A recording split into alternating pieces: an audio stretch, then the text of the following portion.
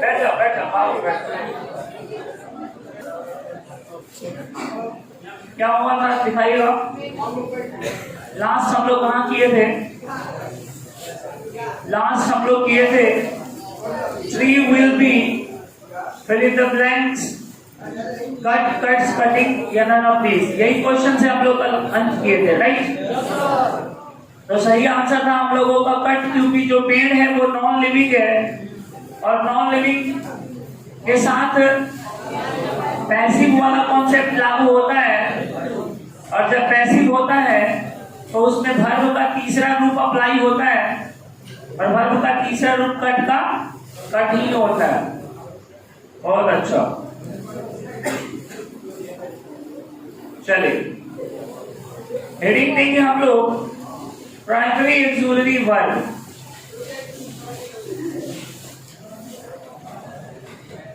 Heading देंगे, चौक ले आइएगा मेरे बाबू। हेडिंग देंगे हम लोग primary auxiliary verb.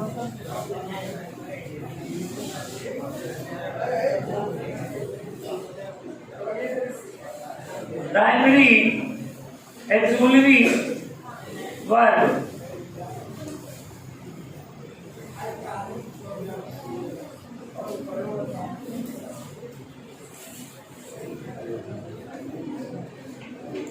Primary auxiliary verb, इसमें क्या है?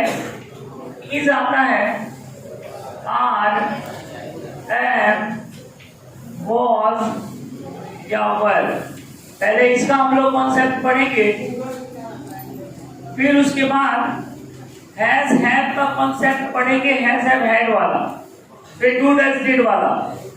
आइए सबसे पहले इसका कॉन्सेप्ट हम लोग देख लेते हैं।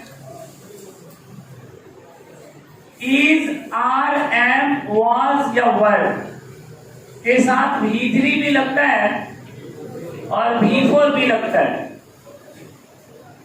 अगर आप लोगों के एग्जाम में पेपर में कोई क्वेश्चन आ गया सब्जेक्ट प्लस या इज या आर या एम या वॉज या वर, और इसके बाद अगर आपको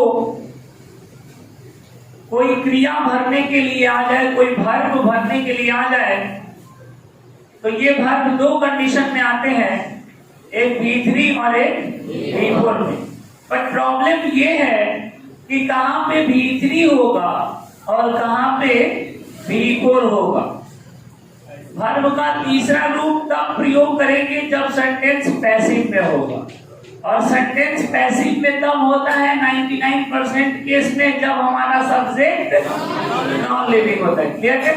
एक कहां से कॉन्सेप्ट कितना आसानी से घूम रहा है, एक कॉन्सेप्ट एक ही जगह पे घूम रहा है चारों तरफ। अब चूंकि सारे लोगों को पता है, मैंने आप लोगों को बताया है कि किसी भी वाक्य का जो क्रिया होता है, जो वर्ब होता है, उस वाक्य के सब्जेक्ट के अनुसार होता है, ये सबको पता है।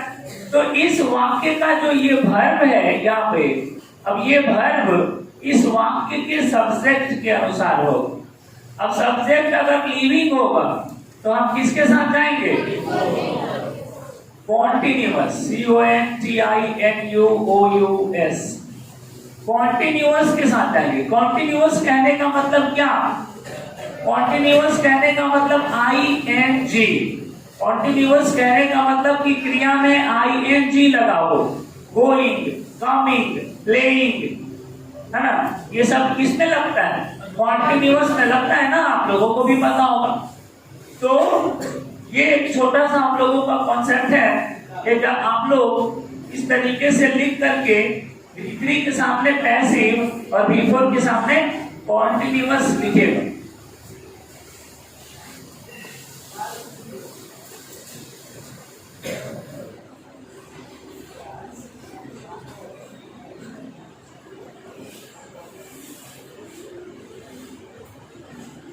एग्जाम्पल,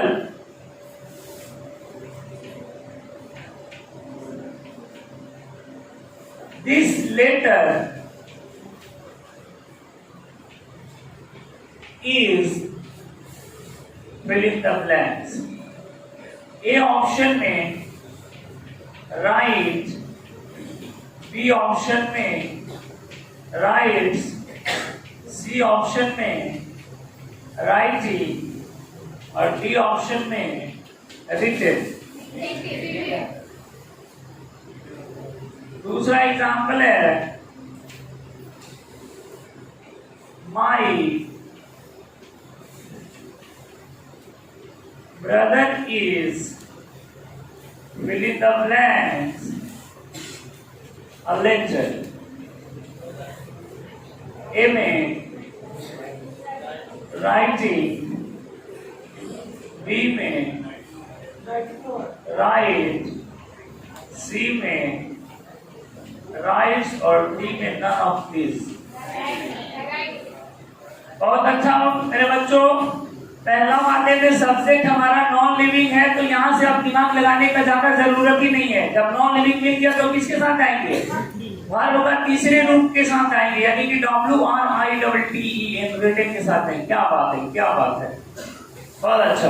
और यहाँ पे हमको ज्यादा नहीं सोचना है, यहाँ पे हम लोगों को दिख गया ये क्या है, माई ब्रदर लिविंग है, लिविंग है और इज है, तो फिर उसके साथ हम पीपल के साथ आएंगे WRITING। हाँ बच्चों,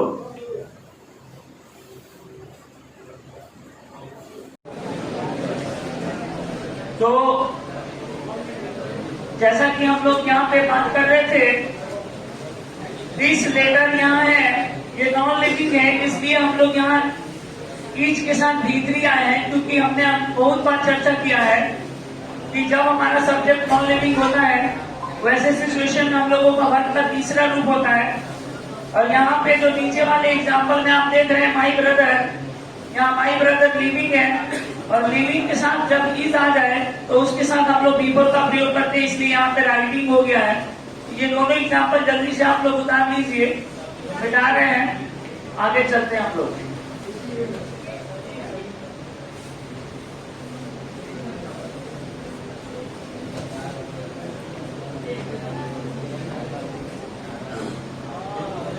किसी का रुमाल नहीं है ना, अब होगा बिल्कुल, अब इसमें आ जाए।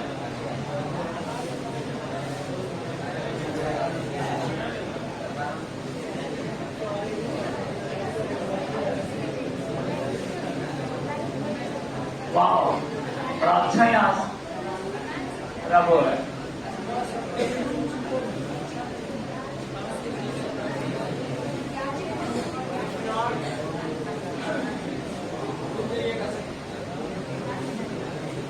हो गया ना, नीचे वाला भी हो चुका है।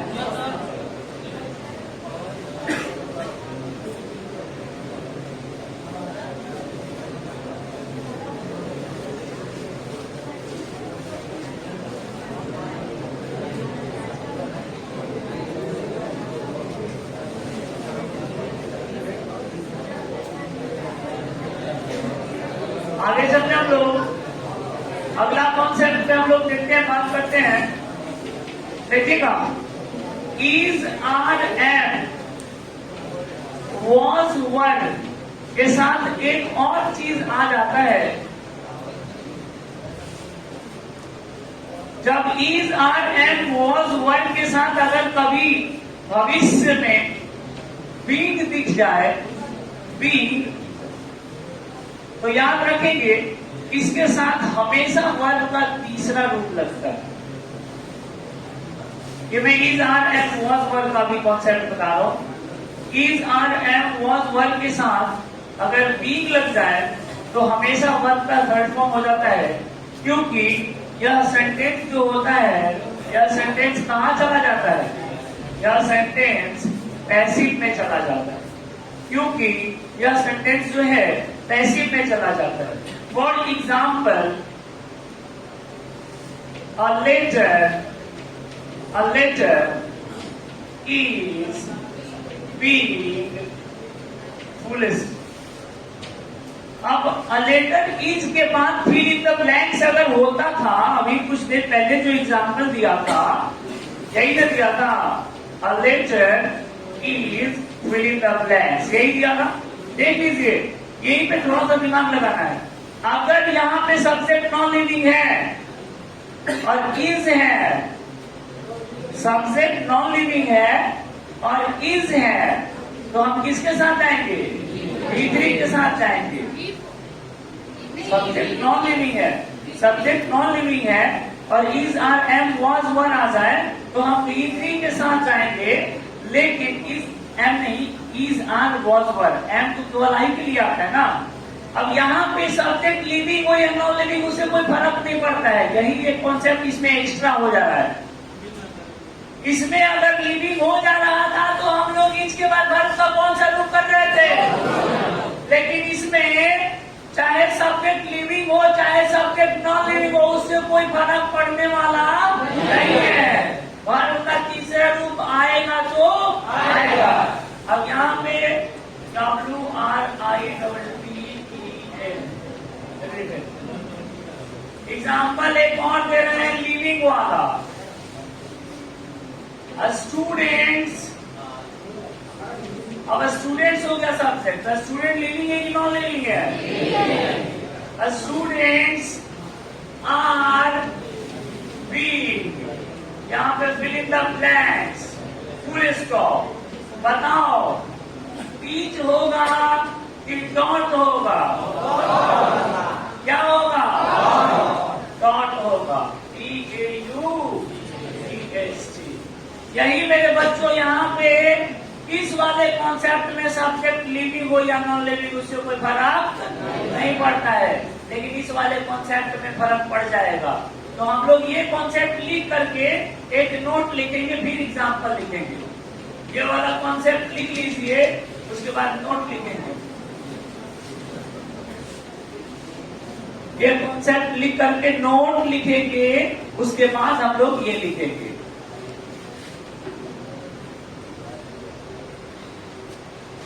आप लोग भी लिखिए, बैठिए मत।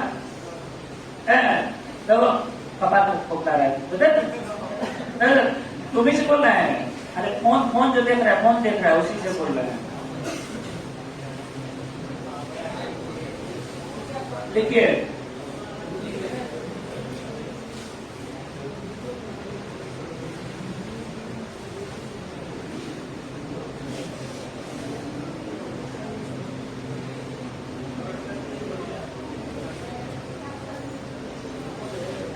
अगर हो गया तो नोट लिखवा रहे हैं, लिखिएगा।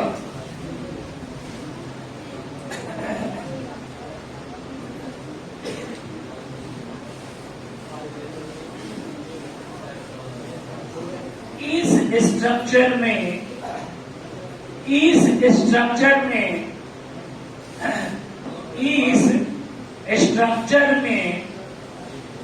सब्जेक्ट लिविंग हो या नॉन लिविंग, इस स्ट्रक्चर में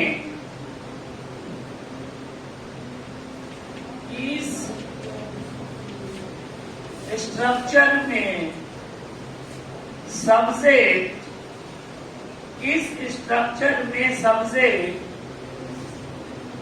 लिविंग हो या नॉन लिविंग, उससे कोई फर्क नहीं पड़ता है। उससे कोई फर्क नहीं पड़ता है। उससे कोई फर्क नहीं पड़ता है। इस स्ट्रक्चर में सब्जेक्ट लिविंग हो या नॉन लिविंग उससे कोई फर्क नहीं पड़ता है। Is are am was verb के बाद अगर बीइंग लग गया तो वो सेंटेंस पैसिव नहीं होगा। ये एकदम मोहर मार लीजिए, ठीक है। और अगर is are am was verb के बाद अगर बीइंग ना लगा हो, डायरेक्ट वर्ब का चयन करना हो तो कितना रास्ता निकलता है? एक रास्ता भीतरी की और एक रास्ता। यही सब छोटा छोटा कॉन्सेप्ट जो है टॉपिक वाइज टॉपिक पढ़ाया जाता है। यही हम काम किए हैं कि पूरा कॉन्सेप्ट को, चाहे वॉइस हो, सिंटैक्स हो, टाइम एंड टेंस हो, जितना ऑब्जेक्टिव का कॉन्सेप्ट है सबको एने से नोच के इकट्ठा कर लिए हैं। और सबको मिक्सी में डाल के पीस के सिरप बना दिए हैं। आपके कॉपी में खाली कॉन्सेप्ट भरेगा। ये जो कॉपियां है, जो आप लोग कॉपी बना रहे हैं सिरप वाला, जब जिस दिन आप परीक्षा दे लीजिएगा, कॉपी इसको बुलवाइएगा मत। आज के साल भर के बाद जब आप कॉम्पिटेटिव एग्जाम का तैयारी करने जाइएगा और जब ये कॉपी उलट के देखिएगा तो भाई बाप रे बाप। कंपटीशन के टीचर जो आप लोगों को पढ़ाएंगे उसमें लगभग कॉन्सेप्ट आपको इसमें आपको नजर आएंगे। तेरे बासर उस समय आप माथुर को याद करिएगा, बोले सर ये सब तो हम लोगों को एकेडमिक में पढ़ा, सीरपे में पढ़ा दिए थे ये सब। हाँ, सुनने में आया है कि कहता सिरप रिएक्शन करेगा तो इंजेक्शन ले लीजिएगा। तो हम भी बता दिए हैं बच्चों को कि सिरप का कोनो साइड इफेक्ट नहीं होता है, लेकिन इंजेक्शन का वो घावों बना देता है। अब कहीं गलती से अगर आदमी वाला के जगह भैंस वाला इंजेक्शन लग गया तो बाप रे बाप, वो ऐसा रिएक्शन करेगा ऊपर कोनो फटे नहीं है। अब सीधे स्वर्ग लोग पढ़ा गए हैं लोग।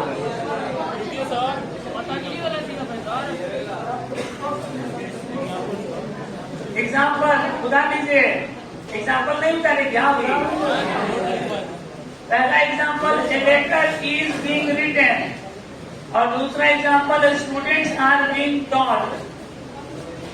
इंजेक्शन का प्रचार हो रहा है, खूब ना हो। अच्छा, कोई बात नहीं है।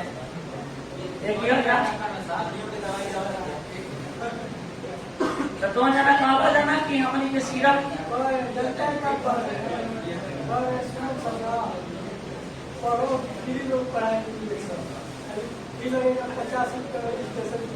अरे कोनो दिक्कत नहीं थे, फ्री में पढ़ लिया। अब कहीं अगर ऊपर उल्टा रिएक्शन हो गई तब तो लेने के लेना पड़ जाएगा ना। 50 रुपए की जगह हमने के 500 रुपए हॉस्पिटल में लगवावे के पड़ते। हाँ,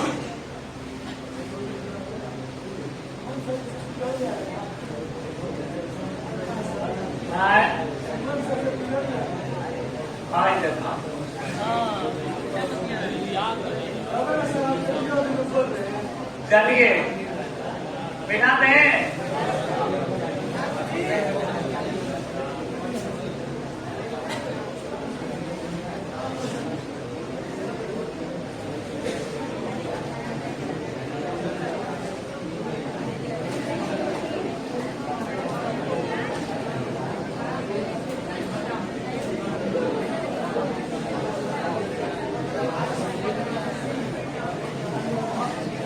अगला कॉन्सेप्ट हम लोगों का हैज, हैव और हैड वाला है। हैज, हैव और हैड वाला है।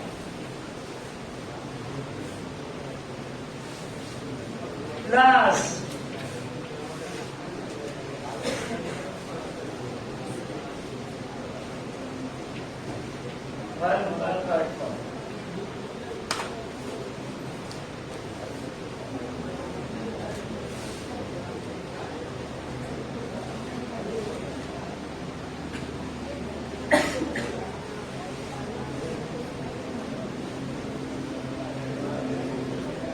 हैज, हैव या हैड प्लस वर्ब का थर्ड फॉर्म।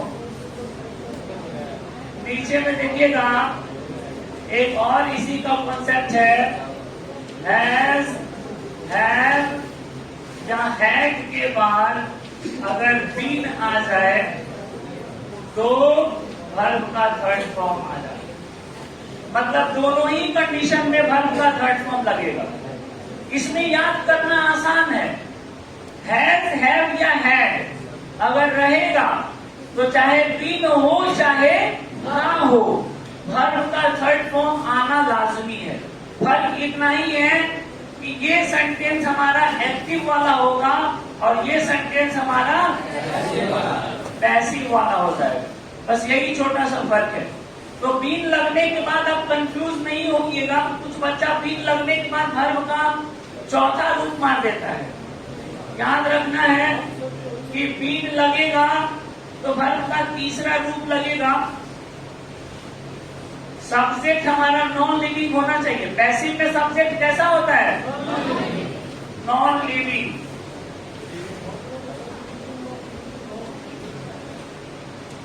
पैसिव में सब्जेक्ट जो है नॉन लिविंग। लिविंग के लिए बता रहे हैं बस तुरंत। एग्जाम्पल,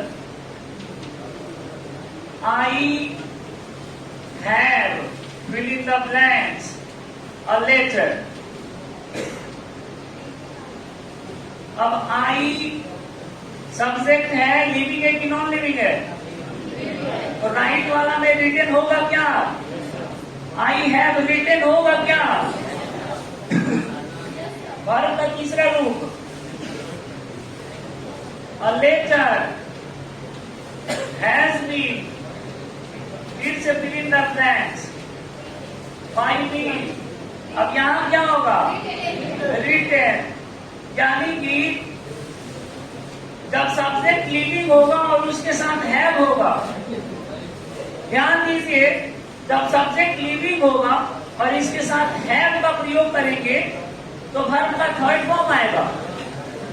और जब सब्जेक्ट नॉन लिविंग होगा और फिर उसके साथ हैज, हैव, हैड आएगा तो उसके साथ बीन लगा रहेगा, तो हम लोग वर्ब का तीसरा रूप का प्रयोग करेंगे। एक छोटा सा कॉन्सेप्ट है, उस पर थोड़ा सा आप लोग जरूर ज्यादा थोड़ा फोकस करिएगा। नॉन लिविंग अगर सब्जेक्ट हो जाए तो हैज के साथ, हैड के साथ, हैड के साथ बीन का आना आवश्यक हो जाता है। नॉन लिविंग अगर सब्जेक्ट हो जाए, ये सब्जेक्ट, ये नॉन लिविंग, गिरजू लेटर क्या है? नॉन लिविंग अगर सब्जेक्ट हो जाएगा तो हैज, हैव, हैड के साथ बीन का आना आवश्यक हो जाता है। और जब ये दोनों एक साथ आता है तो फिर हमारा वर्ब का कौन सा रूप ले लेता है? तीसरा रूप ले लेता है। यही अगर नॉन लिविंग के जगह पे लिविंग हो जाएगा तब प्रोग्राम इसका चेंज हो जाएगा। तो फिलहाल आपको अभी ये वाला कॉन्सेप्ट लीजिए, ये 1, 2 और ये दोनों एग्जाम्पल, उसके बाद नोट लिखवाएंगे। ये दोनों एग्जाम्पल आप लिखिए, उसके बाद नोट लिखवाएंगे।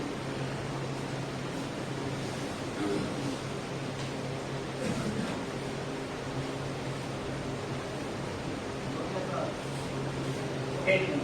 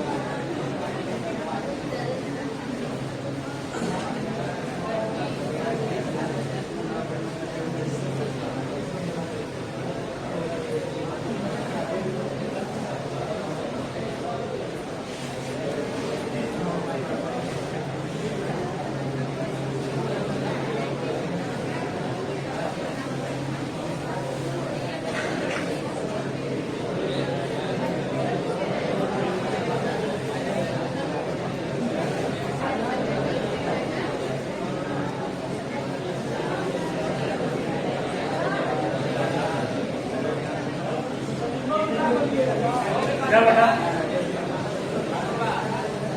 हो गया? लिखिए नोट, नोट लिखेंगे। जब सबसे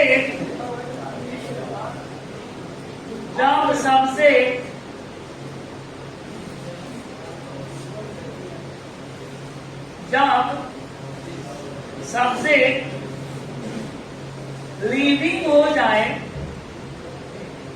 जब सब्जेक्ट लिविंग हो जाए, लिविंग मतलब सजीव, सजीव, जब सब्जेक्ट लिविंग हो जाए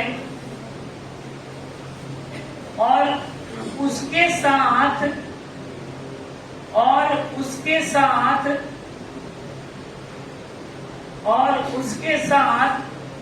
हैज या हैव या हैड प्लस बीन आ जाए,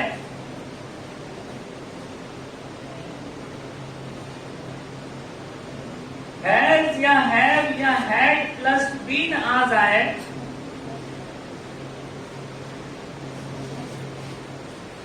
तो उसके साथ हैज या हैव या हैड, ये वाला हैज या हैव या हैड प्लस बीन आ जाए, तो V4 का प्रयोग करेंगे, V4 का प्रयोग करेंगे कि तब V3 तब होगा ना जब नॉन लिविंग होगा। हम अभी क्या लिखवाए हैं? जब सब्जेक्ट लिविंग हो कि नॉन लिविंग हो? अभी हम लिविंग लिखवाए हैं, तो अभी वो उलट किए है ना। यही तो बारीकी समझना है, छोटा छोटा सा शब्द पूरा कॉन्सेप्ट बदल देता है हो। यही बारीकी से समझना है कि जब सब्जेक्ट लिविंग होगा और उसके साथ हैज या हैव या हैड प्लस बीन आएगा, तो V4 का प्रयोग करेंगे। पोस्ट में लिखिए, नीचे में पोस्ट में लिखिए, नीचे में पोस्ट में लिखिएगा सेंटेंस पैसिव में नहीं होना चाहिए। सेंटेंस पैसिव में नहीं होना चाहिए। सेंटेंस पैसिव में नहीं होना चाहिए, क्योंकि पैसिव में हो जाता है तो वर्ब कौन से रूप में हो जाता है? दो क्वेश्चन आपको यहां पे दे रहे हैं। एक क्वेश्चन है, Mathur sir has been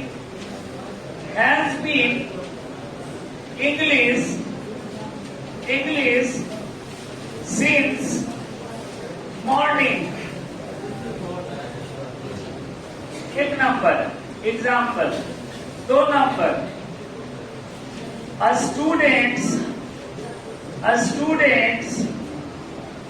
have been fill in the blanks by Mathur sir. ध्यान दीजिए, मैंने क्या कहा था कि सब्जेक्ट यदि लिविंग हो और उसमें हैव या हैड के बाद अगर बीन आ जाए, तो हम लोग वर्ब का चौथा रूप यूज करते हैं। तो वर्ब का चौथा रूप इसमें क्या हो जाएगा? टीचिंग। लेकिन सब्जेक्ट अगर लिविंग ही हो, हैज या हैव या हैड भी हो और बीन भी हो, लेकिन सेंटेंस अगर पैसिव में हो, तो हम लोग V4 का प्रयोग नहीं करेंगे। अब नीचे वाला सेंटेंस देख के आपको क्या लग रहा है, एक्टिव है कि पैसिव में है? पता चल गया ना। तो जब नीचे वाला सेंटेंस पैसिव में हमको दिख गया, तो हैज या हैव या हैड के बाद बीन आ गया, तो V4 लगाओगे कि V3? तो V3 लगाओगे। Students have been SCOLD, scolded. अगर हमारा वर्ब SCOLD में भरना हो, स्कॉल्ड माने डांटना। स्कॉल्ड का मतलब क्या होता है? डांटना। तो students have been scolded by Mathur sir. Students have been scolded by Mathur sir. Students Mathur sir के द्वारा डांटे गए हैं। Students have been scolded by Mathur sir. जितना कॉन्सेप्ट मैंने आप लोगों को बताया है या मैं बता रहा हूं, इन सारे कॉन्सेप्ट के एग्जाम्पल के साथ घर में बैठ करके शाम के टाइम में पैर हाथ धो करके और एक बार आधा घंटा मन लगा के शुरू से लेकर के 3 दिन हुआ ना आज, पहला दिन, दूसरा दिन और तीसरा दिन, तीनों दिन का क्लास जो है एक बार ठंडे दिमाग से पैर हाथ धो करके और उसके बाद बैठ करके आराम से देखिए, बहुत अच्छा लगेगा। कल का जो क्लास होने वाला है वो एक से एक रूल से भरा हुआ क्लास मिलेगा, तो इसलिए आप लोग क्लास ना छोड़ें।